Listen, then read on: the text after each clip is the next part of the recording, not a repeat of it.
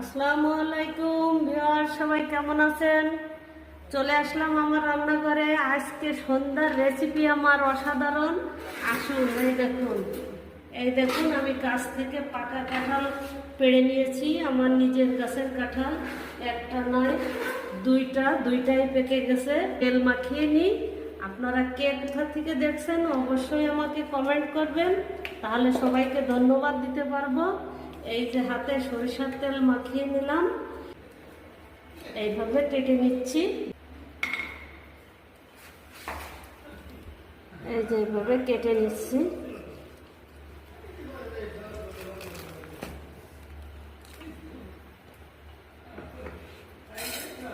আমার ভিডিও যদি আপনাদের ভালো লাগে তাহলে আমার চ্যানেলটাকে সাবস্ক্রাইব করে দিবেন আর পেজটাতে লাইক ফলো দিয়ে পাশে থাকবেন। আসলে এখন ফলের মৌসুম, যাকে বলে মধু মাস।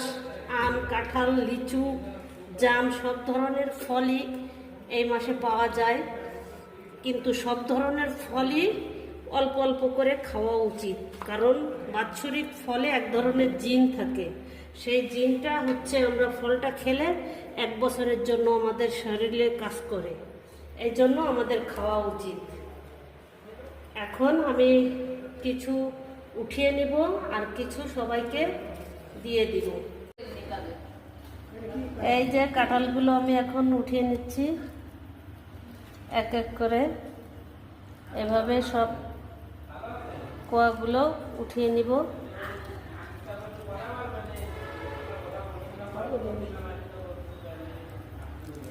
গাছ পাকা কাঁঠাল স্বাদ হবে নিশ্চয়ই অনেক। এই যে আমি একে একে সব এইভাবে ভরে নিচ্ছি, সার্ভ করে আনবো প্লেটে। এই যে মুড়ি আর কাঁঠাল আমার সন্ধ্যার নাস্তা।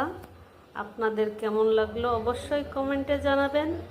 আসলে যদি গাছের বাজারে আসলে সব ধরনের ফলই পাওয়া যায়, ফরমালিন আমাদের খেতেই হয়। আর যদি নিজের বাড়ির গাছের কাঁঠাল বা যে কোনো ফলই হয়, স্বাদটা তখন দ্বিগুণ বেড়ে যায়, কারণ এটাতে কোনো ফরমালিন দেওয়া থাকে না। এটা আজকের কাঁঠালটা হচ্ছে আমার নিজের বাড়ির গাছের কাঁঠাল, গাছ পাকা, গাছের থেকেই নামিয়েছি পাকা অবস্থায়। আমি কাঁঠাল দিয়ে এরকম একটু রসালো কাঁঠাল দিয়ে মুড়ি দিয়ে পছন্দ করি, ক্ষীর দিয়েও পছন্দ করি। তা আমি এখন সন্ধ্যাবেলায় মুড়ি দিয়েই নাস্তাটা করব। আপনাদের কেমন লাগলো অবশ্যই জানাবেন কমেন্টে। আজকের মতো এই পর্যন্ত, সবাই ভালো থাকেন। ফিরবো অন্য কোনো রেসিপি নিয়ে।